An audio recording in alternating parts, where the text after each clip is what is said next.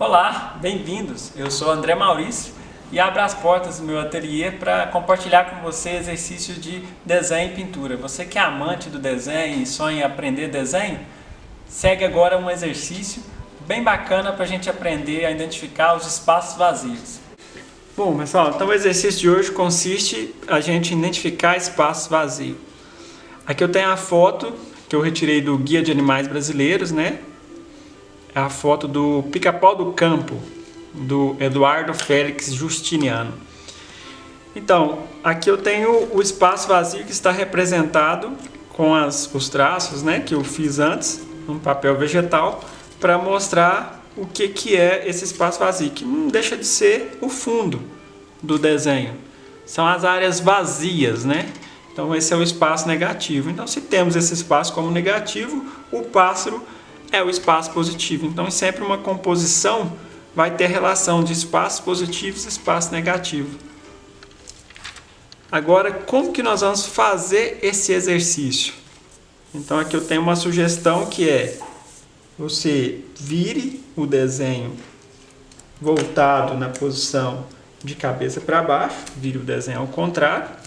Estou fixando aqui para que a folha não se mova. E eu vou buscar fazer o desenho aqui pelas margens. Normalmente o desenhante iniciante ele não dá tanta importância assim ao fundo, né? Então aqui, ó, eu penso, ó, essa parte verde que representa o fundo é mais do que a metade, né? Então eu vejo mais ou menos aqui.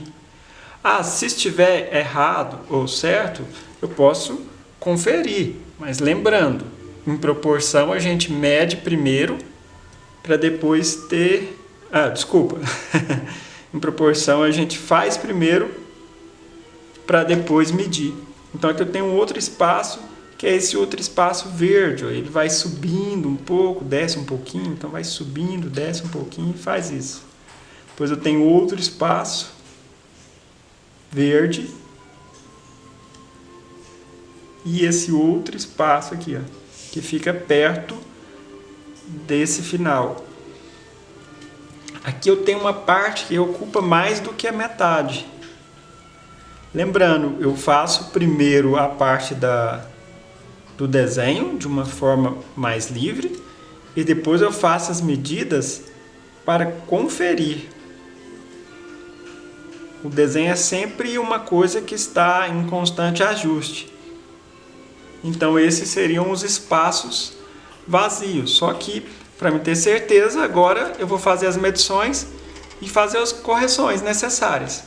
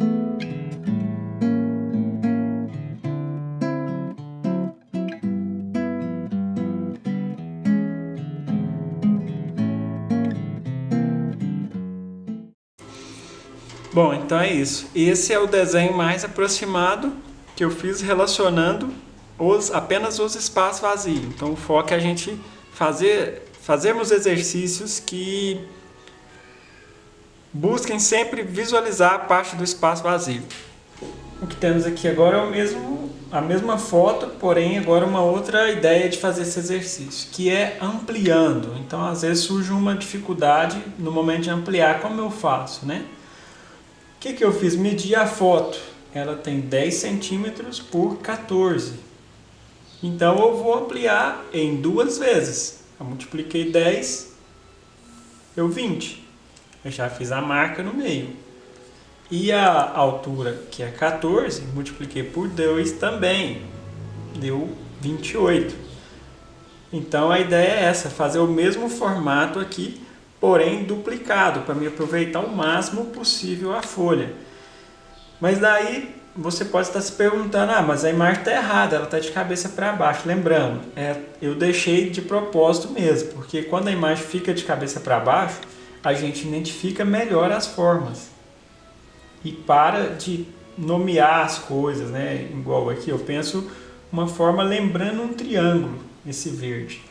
Porém, como eu estou ampliando 2 vezes, eu estou multiplicando,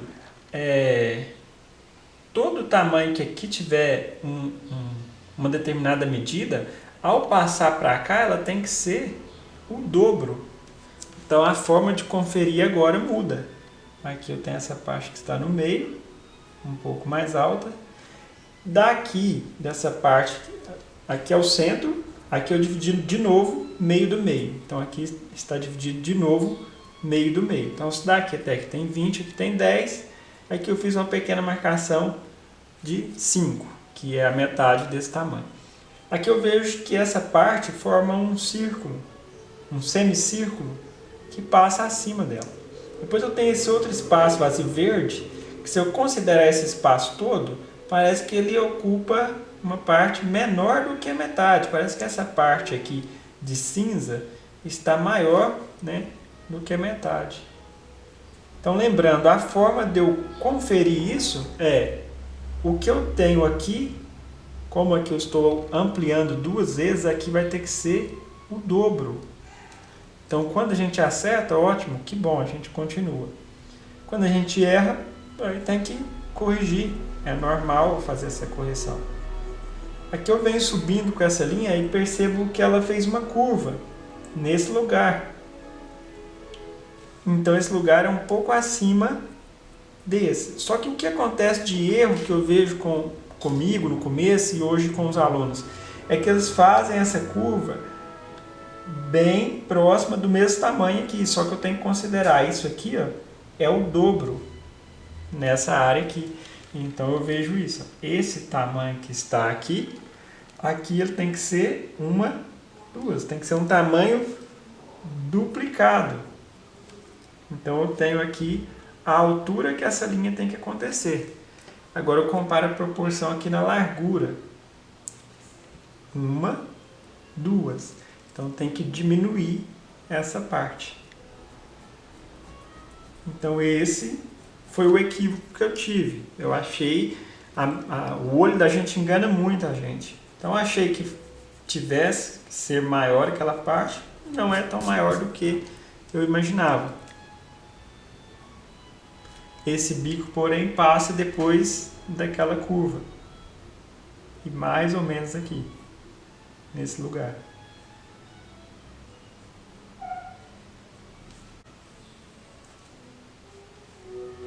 Bom, agora vamos medir. Se eu já fiz essa parte aqui, daqui até ali, foi a próxima que eu fiz, né? Então, o modo de eu conferir tem que ser o dobro. Agora, saiu ok. E a altura aqui? Daqui, da ponta da unha até na ponta do lápis. Então, essa foi o ponto exato. Então, dessa forma, quando eu faço esse tipo de desenho, eu preciso considerar as margens do papel. Eu não vou olhar somente o desenho em si, eu olho o desenho e a relação com as margens. Tipo, aqui é uma margem. Então, essa distância que tem aqui, eu tenho que ver se ela bate com essa distância aqui também. Ficou um pouco maior, eu vou diminuir. Então eu vejo que agora essa parte passa do meio novamente aqui, ó. Então lembrando, essa parte tem que ser o dobro daquela. Eu não posso marcar essa parte igual ela está aqui.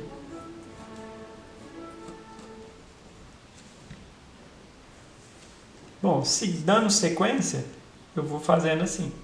Aqui eu tenho um espaço vazio também, representado pela parte verde, que é lembrando que o espaço vazio é o fundo, né? Tem que ser o dobro dessa parte. Eu sei que eu tenho uma ponta de lapiseira, que eu tenho que ter 2 pontas de lapiseira. Esse é o primeiro passo. E a questão da altura tem que ser o dobro dessa altura. Então ó, faltou um pouquinho, vou descer um pouquinho.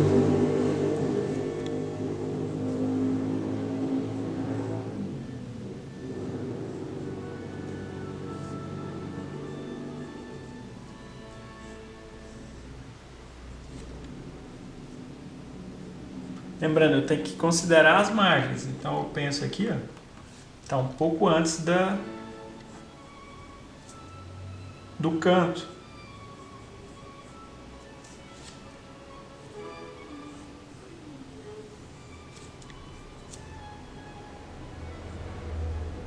Esse espaço vazio está alinhado com outro espaço verde.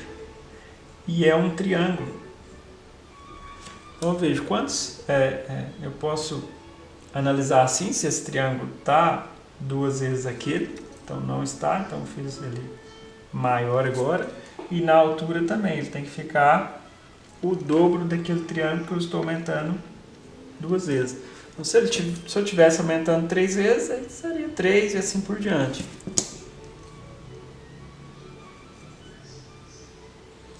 Aqui eu tenho esse espaço, está aparecendo uma pirâmide aqui, alguma coisa triangular, se fosse continuar. Então é isso. Esse espaço, comparo 2 vezes. Ó, então eu preciso diminuir.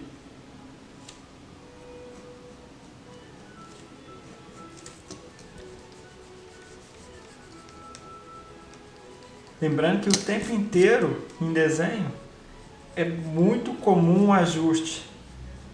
Para que a gente não dê nenhum ajuste, é preciso ter muito tempo de prática já. Agora eu já meço novamente, ó, 1 mais 1.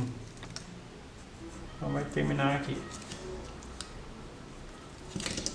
E aqui tem que ser o dobro.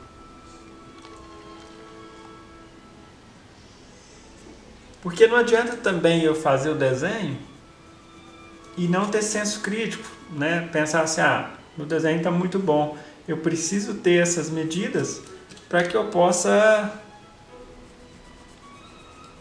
saber o que eu estou errando, se eu estou deixando muito grande, se eu estou deixando muito pequeno, para poder fazer as correções necessárias.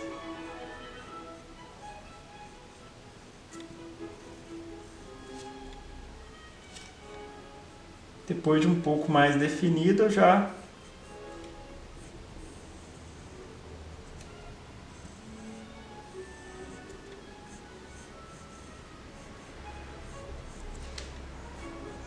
faço um contorno mais definitivo da forma.